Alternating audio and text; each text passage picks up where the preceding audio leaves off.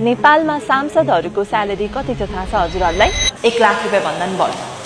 कसरी भन्दाखेरि उहाँहरूको बेसिक स्यालेरी भनेको चाहिँ 66,070 रुपिस हो भने उहाँहरूको स्पेशल अलाउन्सेसहरू जस्तो कोही काठमाडौँ भ्यालीबाट हुनुहुन्छ भने चाहिँ उहाँहरूले चाहिँ मेन घर मेन्टेनेन्सको लागि चाहिँ एक्स्ट्रा 9,000 रुपिस पाउनुहुन्छ भने जो चाहिँ काठमाडौँ भ्यालीबाट बाहिरबाट हुनुहुन्छ उहाँहरूले चाहिँ 18,000 रुपिस पाउनुहुन्छ।